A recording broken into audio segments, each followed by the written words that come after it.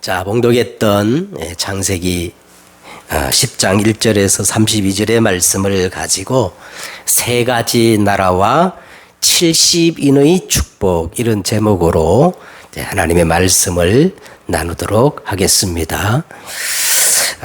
마태복음 16장에 보면 예수님이 아주 중요한 시간표에 사람들이 인자를 누구로 하느냐, 너희는 나를 누구라 하느냐, 이렇게 질문을 하신 것을 볼 수가 있습니다. 그래서 우리는 늘 성경을 볼 때마다, 이 예배 자리에 나올 때마다 이런 질문을 스스로 하고 꼭 이 답을 정리해야 되겠습니다. 도대체 예수 그리스도는 누구시며 나는 왜 예수 그리스도만 믿어야 하는가? 여러분, 항상 이 질문을 하고 거기에 대한 오직의 답을 여러분 확인하고 찾으셔야 되는 거예요. 그리고 나는 정말 이 신앙 고백에 진짜인가 가짜인가, 그것을 확인하고 점검해 보셔야 합니다. 왜냐하면 너희가 성경에서 영생을 얻는 줄 알고 성경을 참고하고 말씀을 듣고 그렇게 하지만 사실은 이 모든 성경은 예수 그리스도에 대한 말씀이라고 예수님이 그렇게 말씀하셨어요. 자, 오늘 우리가 창세기 10장 내용을 가지고 말씀을 우리 나눌 것인데, 오늘 이 창세기 10장 내용도 예수님이 이 땅에 오시기 전에 수천 년 전에 모세에 의해서 이 창세기가 기록되었는데요. 바로 수천 년 전에 기록된 이 창세기 10장 내용도 다른 내용이 아니고 예수 그리스도의 이 족보를 말씀하고 있기 때문인 겁니다. 그렇다면 왜 우리가 예수만 그리스도가 되시고 우리는 예수 그리스도만 믿어야 될까요? 그럼 이 답이 있어야 여러분 전도할 수 있지 않겠어요? 안 그래요? 응? 도대체 예수 그리스도는 누구시며 우리는 왜 예수 그리스도만 믿어야 될까요? 여기에 대해 절대적인 이유가 있거든요. 그 절대적인 이유가 뭐냐? 먼저 서론적으로 여러분, 우리 인생의 문제는 다양한 문제가 아니에요. 복합적인 문제가 아니에요. 여러분, 우리 인생의 문제는 유일한 문제입니다. 그 유일한 문제가 뭐예요? 우리 인생 모든 문제의 원인은 생명의 근원 되시는 누구를 떠났어요? 하나님을 떠난, 그래서 하나님을 떠나자마자 죽어버린 영생의 문제예요. 생명의 문제입니다. 할렐루야. 다른 문제가 아니에요. 모든 사람이 죄를 범하였음에 하나님의 영광에 이르지 못하더니 의인은 없나니 하나도 없도다. 죄의 삭은 사망이요, 그랬거든요. 그래서 우리 인생의 문제는 이 죄로 인한 재앙과 저주의 문제예요. 다른 문제가 아니에요. 하나님을 떠나서 죽어버렸고 죄 가운데 빠지자마자 어떤 문제가 왔습니까? 너희는 너희 아비 마귀에서 태어났나니, 너희 아비는 누구라 그랬어요? 마귀니라. 그래서 모든 인생들은 사단이 다 만들어놓은 이 운명에 빠져서 일평생 누구의 종노를 합니까? 마귀의 종노를 하는데 이 영적 문제에서 벗어날 수가 없어요. 이 세 가지 근본 문제는 인간의 어떤 방법과 수고와 노력으로 해결할 수 없습니다. 제가 왜 이 근본 문제를 자꾸 얘기하느냐 하면요, 저 자신도 여전히 이 근본 문제에서 아직도 헤매고 있거든요. 다른 이로서는 구원을 받을 수 없나니 천하 사람 중에 구원 얻을 만한 다른 이름을 주셨어요, 없었어요? 성경에 보니까 주신 일이 없어요. 오직 예수 그리스도 아니면 인간의 이 근본 문제를 해결할 수 없습니다. 그래서 하나님은 인간이 범죄하자마자, 창세기 3장 범죄하자마자 하나님은 곧바로 여자의 후손이 와서 이 뱀의 머리를 깨트릴 것이다. 약속하셨는데 오늘 이 10장은 구체적인 예수 그리스도가 이 땅에 오기까지 그 계보, 족보를 지금 말씀하고 있는 겁니다. 예수 그리스도는 사단의 권세를 깨뜨리신 만왕의 왕이십니다. 절대 다른 이름으로 이 사단 마귀 귀신 영적 문제가 해결이 안 됩니다. 여러분 모든 종교 모든 것들을 보세요. 사실은 전부 누구를 섬기는 거예요? 에? 이 세상 귀신 섬기는 거예요. 오직 예수 그리스도만 마귀의 일을 멸하신 뭐예요? 만왕의 왕이십니다. 예수 그리스도는 죄와 사망의 법에서 우리를 해방시키신 뭐예요? 대제사장이십니다. 할렐루야. 에? 예수 그리스도는 하나님 만날 수 있는 유일한 새롭고 살 길을 여신 참 선지자예요. 그래서 예수님 말하셨어요. 내가 곧 길이요 진리요 생명이니 나로 말미암지 않고는 아버지께로 올 자가 없느니라. 이 예수 그리스도의 언약의 계보를 톨레도트, 오늘 새로운 단어 한번 배웠어요. 따라해보세요. 톨레도트. 톨레도트라고 하는데 오늘 이 본문은 바로 예수 그리스도의 언약의 계보가 구체적으로 시작되어지는 그런 본문입니다. 이 설교하는 사람이 가장 깊이 하는 본문 중에 하나가 마태복음 1장. 이런 마태복음 1장이 뭐가 나와요? 예수님의 족보가 나오잖아요. 그리고 오늘 창세기 10장의 이 본문 말씀인데, 그래도 이 마태복음을 이제 보면은 나딕은 이거 이름이 등장하는데, 오늘 이 본문을 보면은 셈, 함, 지난주 우리 배웠던 셈, 함, 야벳 이 이름을 제외하고는요, 우리가 생전에 들어본 적도 없고 발음하기조차도 힘든 그런 명단이 쭉 나열되어 있습니다. 그러함에도 불구하고 우리가 이 본문을 다루어야 할 중요한 이유가 있는데, 아니 이 족보에 불과한 이 본문이 무슨 하나님의 말씀이 들어있겠습니까? 할 수 있지만 그렇지 않아요. 이 족보를 히브리 말로는 톨레도트라고 하는데요. 이제 엄밀히 말하면 이 톨레도트와 족보는 다릅니다. 이 족보는요, 일반적인 족보는 한 가문의 계통과 혈통 관계나 그것을 이렇게 적어 놓은 책을 족보라 그러잖아요. 그런데 오늘 이제 여기서 말하는 족보, 이 톨레도트는 언약의 계보예요. 언약의 계보.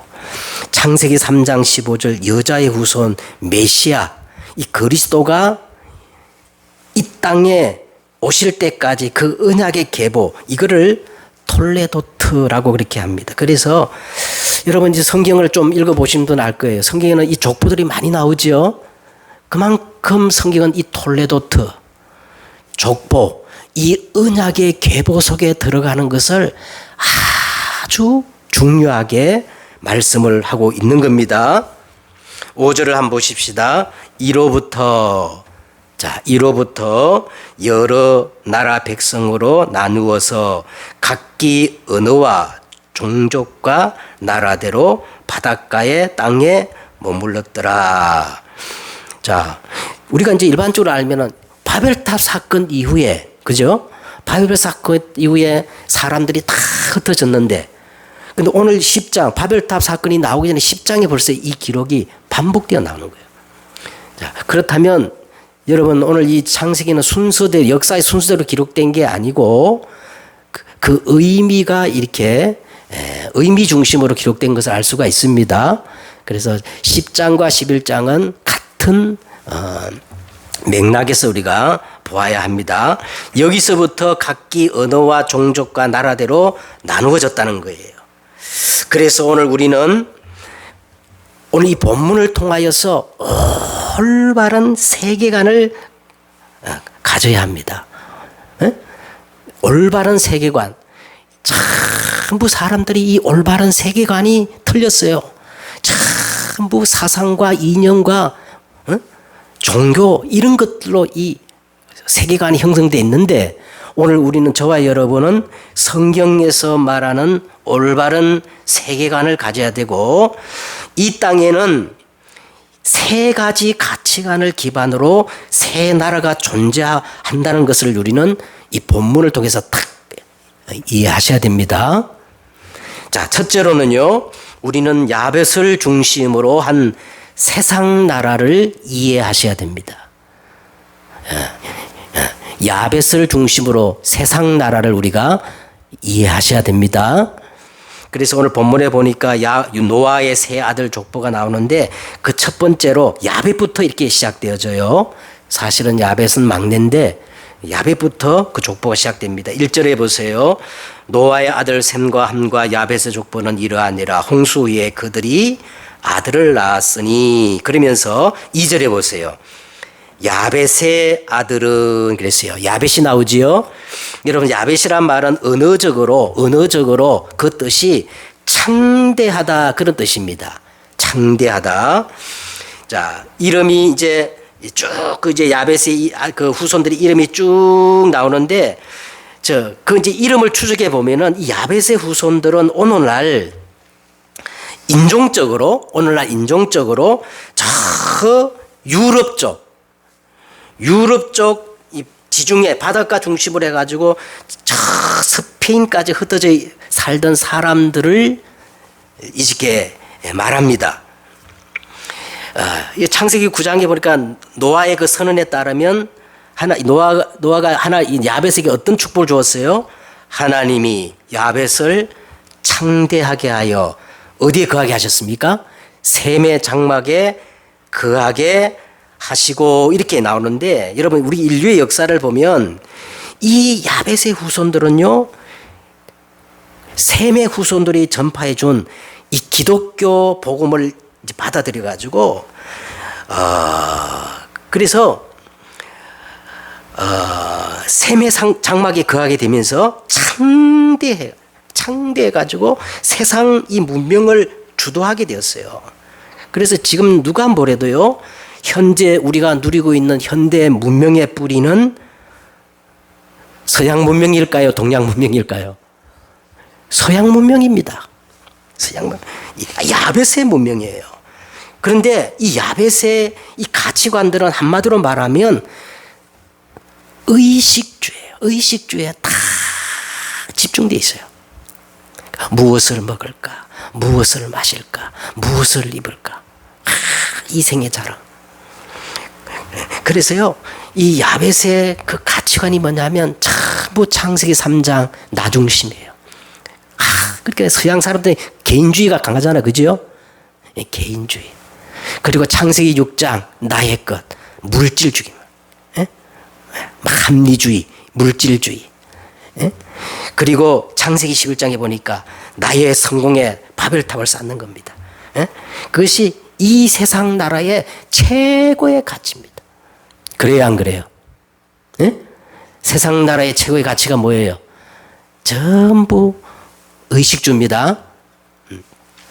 두 번째는 함을 중심으로 하는 사단의 나라가 이 땅에 존재하고 있어요. 6절에 보세요. 6절에 보면 함의 아들은 구스와 미스라임과 북과 가나안이요 그랬어요. 그래서 여러분, 구스하고 가나안을 특별히 기억하셔야 됩니다. 이 함과 구스의 그 말 속에는요, 금다라는 뜻이 있어요. 금다라는 뜻. 그래서 이 함의 자손들은 지금 이 팔레스타인 지역과 그 지명을 보면 아프리카 쪽으로 흩어져 살던 사람들입니다. 자, 한번 생각해 보세요. 노아 심판을 통해서 모든 사람이 다 죽었잖아요. 그래서 모든 인류는 한 사람, 노아의 그 셈과 함과 야벳, 이 자손들에 의해서 온 땅이 이렇게 퍼지게 됐는데, 왜 한 아버지 밑에 이 다 형제들이 있는데 피부 색깔이 왜 다를까? 그래서 주야장차 이것만 파고들어 연구하는 사람이 있는가 봐요. 그 사람들이 설명하는 것은 이렇습니다. 야벳은 저 북유럽 쪽으로 이렇게 퍼졌는데, 일조량이 적은 쪽에 가서 살다가 보니까 햇볕을 많이 못 봐서 수천 년 동안 역사가 흘러오면서 사람이 얼굴이 자기는 어떻게 됐다는 거예요? 휘어져 가지고 이 백인이 되었다는 겁니다. 그리고 또 반대로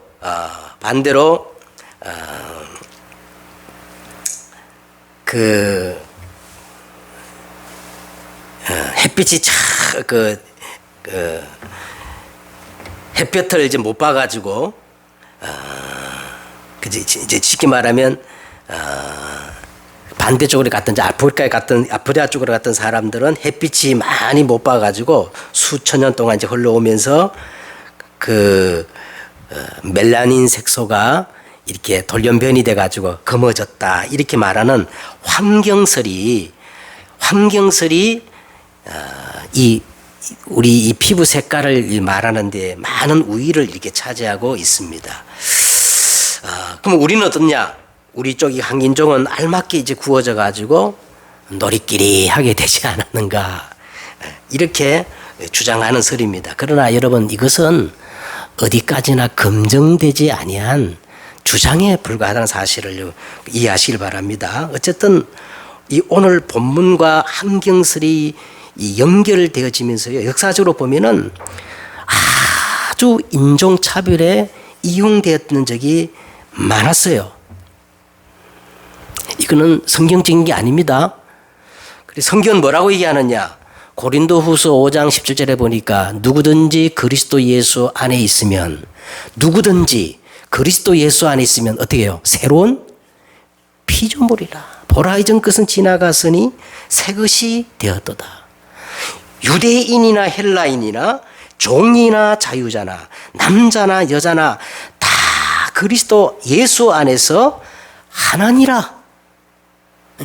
저 미국 링컨 대통령이 이 성경 구절을 가지고 노예를 해방시켰거든요. 그러면서 너희가 그리스도의 것이면 곧 아브라함의 자손이요 약속대로 유업을 이을 자니라. 그러므로 누구든지 그리스도 예수 안에 있으면 누구를 막론하고 셈의 장막에 거하는 새로운 피조물임을 믿으시길 바랍니다. 자, 오늘 우리가 함의 아들을 좀 더 자세히 보면요. 6절에 보세요. 함의 아들은 구스와 미스나임과 붓과 가나니요. 그런데 여기 이제 보면은 우리가 익숙한 이름이 나오지요. 창세기 9장에서 함의 범죄로 누가 저주받았어요? 가나안이 저주를 받았는데 이 가나안 이름이 오늘 등장합니다. 정말 이 가나안이 역사적으로 그 저주받은 그 내용이 성취되었을까요? 자, 오늘 계속해서 15절과 20절에 보세요. 15절 20절에 보면은 이 성경을 좀 깨읽은 사람들에게 이제 익숙한 그 이름들이 나와요. 여부수 족속, 아모리 족속, 기르가르 족속, 헷 족속. 자, 이런 족속들이 어디 나와요? 출애굽기에 보면은 가나안 땅을 차지하고 있던 7 족속이 나오죠. 그 7족속의 이름이 그대로 기록된 것을 볼 수가 있어요. 자, 이들이 바로 누구냐 하면 함의 아들 가나안의 후예들이라는 거죠. 가나안의 후예들. 이 가나안 땅은 지금 이 팔레스타인 지형과 그 기후 있잖아요. 지금도 가보면은 아주 척박하고 거지없는 땅이에요. 그런데 이스라엘 백성들이 이 가나안 땅에 들어가기 전에 이미 그 가나안 땅에 들어와서 그 척박하고 그리고 그 안 좋은 환경을 다 개간하고 살았던 사람들이 누구예요? 이 가나안 7 족속입니다. 그래서 이스라엘 백성들이 출애굽해가지고 그냥 거기 가서 숟가락만 얹어 놓은 거야. 예? 예. 그러니까 그 땅을 개간했던 사람들이 가나안 사람들이에요. 근데 사실 이스라엘 백성들이 그 땅을 정복하고 가나안 사람들 다 어떻게 했어요? 노예로 삼아버린 거예요. 종이 돼버린 겁니다. 그런데 이 역사는 계속 반복되어지는데 그 후에도 보면 이스라엘 백성들이 정확히 주 70년경 로마의 그 디토 장군에 의해 가지고 이스라엘이 완전히 멸망당해요. 이때부터 이스라엘 사람들이 유랑민족이 되어 가지고 세계 각처로 2000년 동안 흩어져 가지고 유리방하는 그런 민족으로 살았습니다. 그러면 이스라엘 백성들이 2000년간 세계 각지에 흩어져 살 때 그 팔레스타인 지금 그 땅에 누가 살았어요? 이 가나안 족속들이 그 땅을 일구고 살았는데 느닷없이 1945년 이스라엘 사람들이 거기다가 뭐를 세웠어요? 이스라엘을 세워버린 거야. 그럼 2000년 동안 그 살던 사람들이 어떻게 되겠어요? 에? 땅도 없고 나라도 없고 지금 팔레스타인 죽어서 유수도 보니까 막 지금도 치열하게 지금 싸우고 있는 겁니다. 자, 이렇게 역사적으로 반복이 되어지는 거예요. 그리고 또 이 함의 후손들, 다른 그 함의 후손들이 살던 아프리카를 한번 보세요. 야베스의 후손들이 유럽 사람들이 그 역사를 보면은 그 아프리카 흑인들을 어떻게 했어요? 노예로 삼아가지고 노예 장사를 하고 이처럼 그렇게 그 순환의 역사가 있지 않습니까? 우리가 이것을 볼 때에 하나님의 말씀은 1.1획도 한치의 오차도 없이 그대로 성취되고 있음을 우리가 볼 수가 있습니다. 자, 그러면서 또 한 명 아주 중요한 겁니다.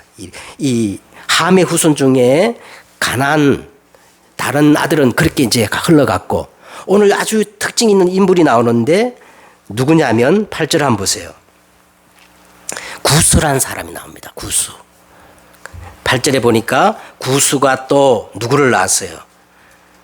니므롯을 낳았다. 니므롯을. 구스가 니므롯을 낳았으니 그는 세상의 첫 뭐라 그랬어요? 용사라.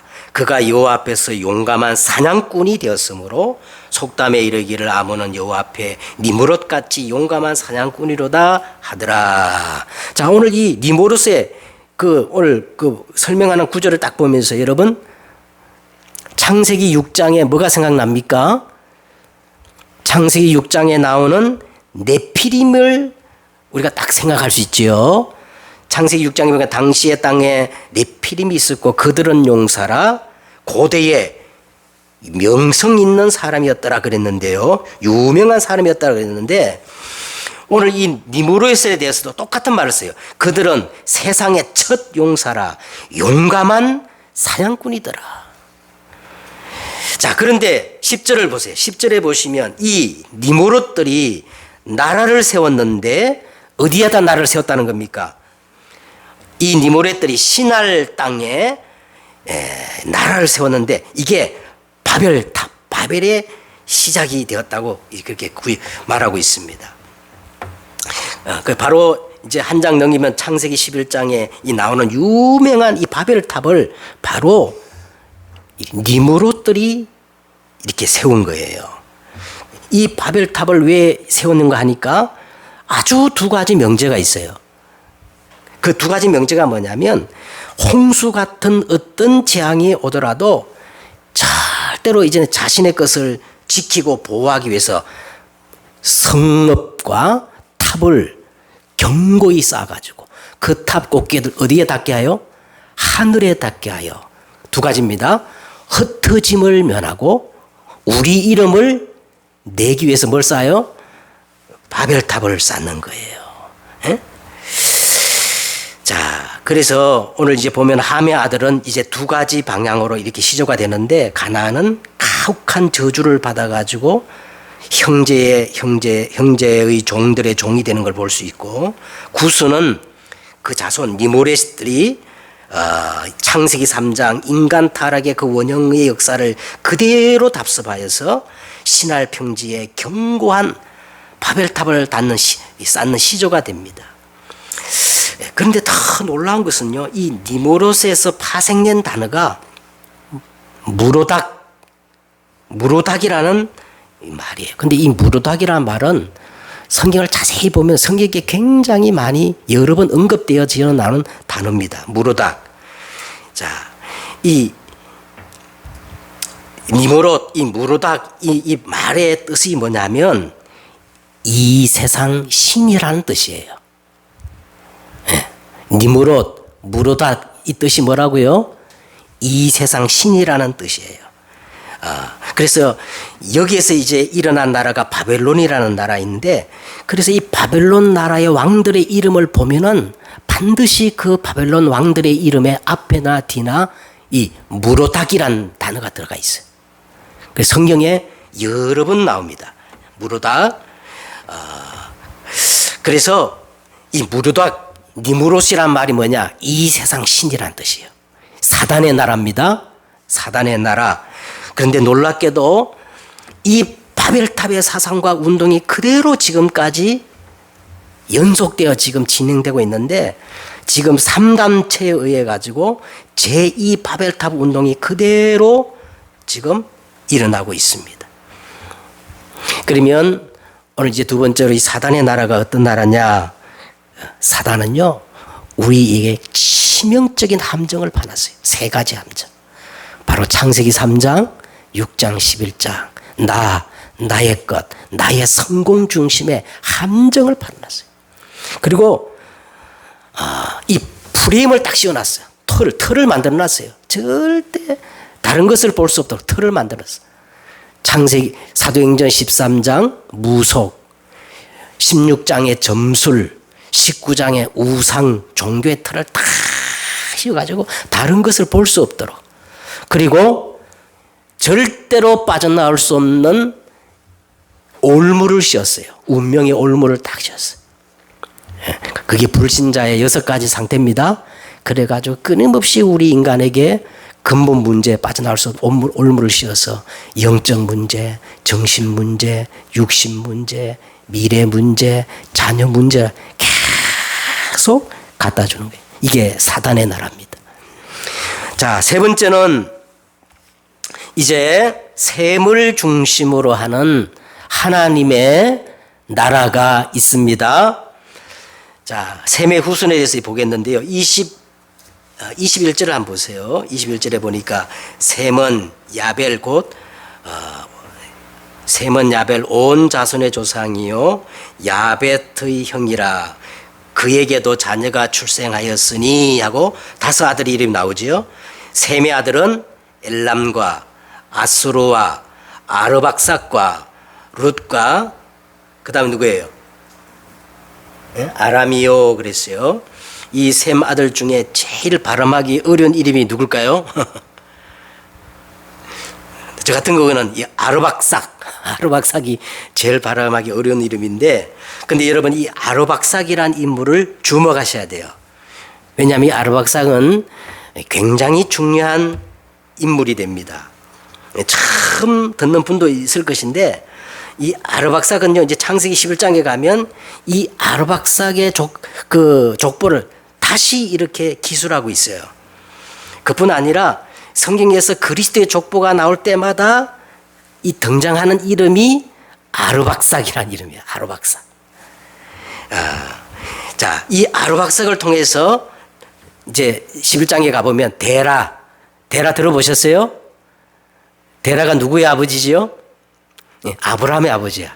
이 아르박삭 이 족보를 통해서 데라가 태어나고 아브라함이 태어나고 아브라함을 통해서 여자의 후손 예수 그리스도가 이 땅에 오시는 이 언약의 계보가 이제 연결되어지는 겁니다. 그러니까 얼마나 중요한 인물이겠습니까? 자, 셈의 하나님 여호와를 찬송하리로다 그랬죠? 이 말이 뭐냐? 바로 이 셈과 아르박삭을 통해서 이 땅에 하나님의 나라가 실현되는 거예요. 예수님 그랬죠. 참 예수님이 첫 번째 메시지가 뭐예요? 회개하라. 천국이 가까웠느니라. 예. 그래서 이 하나님의 나라는 예수 그리스도가 왕권을 가지고 다스리고 통치하는, 우리는 자꾸 이 장소적인 의미를 생각하는, 장소적인 의미가 아니에요. 하나님의 나라는 예수 그리스도가 왕권을 가지고 다스리는 모든 영역을 하나님의 나라 그럽니다. 장소로 말할 때는 성경이 이렇게 말해요. 천당, 천국이라 그렇게 말하지만, 이 하나님의 나라는 장소적인 개념이 아니에요. 자, 하나님의 나라가 내 안에 임하면, 내 안에 하나님의 나라가 임하는 거지요. 그래서 먼저 이 하나님의 나라는요, 내 안에 임하는 하나님의 나라가 있어요. 이것을 우리는 신분과 권세 그렇게 말하는 거예요. 그리고 하나님의 나라가 우리 현장에 임하는 게 있어요. 대한민국, 온 열방, 우리 가정. 그걸 우리는 전도와 선교라고 그래요. 전도와 선교. 그 다음에 하나님의 나라가 내 과거, 현재, 미래 모든 곳에 임하는 게 있습니다. 그 원네스. 그래서 우리가 하나님의 나라를 이렇게 구분할 줄 알아야 돼요. 배경이 되어진 하나님 나라가 있습니다. 자, 이제 결론을 맺도록 하겠습니다. 자, 오늘 우리가 결론은 어떤 결론을 맺어야 되느냐 하면, 여러분 그냥 제자가 되지 마시고 70인의 제자, 70인의 제자의 응답을 받아서 정말 언약의 계보 속에 있는 남은 자, 흩어진 자가 우리가 되도록 기도해야 할 것입니다.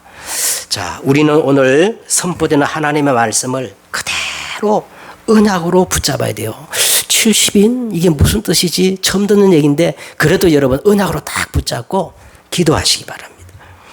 자, 오늘 이 샘과 아르박삿을 통해서 이어지는 이 톨레도트 언약의 계보 속에 하나님이 저와 여러분을 남은 자로, 흩어진 자로 불러주셨다는 사실을 놓쳐버리면 안 돼요. 이제 제가 계속 이 설교 중에 강조하겠습니다만은, 성경에서 오늘 노아처럼 남은 자, 그리고 오늘 창세기 10장 사실 보면은 흩어진 자의 계보예요. 그래서 성경을 여러분 보면은 이 남은 자란 개념, 흩어진다는 개념이 얼마나 중요한지 몰라요. 그리고 또 한 가지, 오늘 이 창세기 10장에 노아의 아들 이 족보에 등장하는 이름을 여러분 세어보면은 총 몇 명인지 아세요? 오늘 10장에 나오는 그 이름의 명단을 다 세어보면 몇 명일까요? 정확히 70명이에요. 정확히. 그래서 제가 70제자, 70인이라 그랬어요. 70인.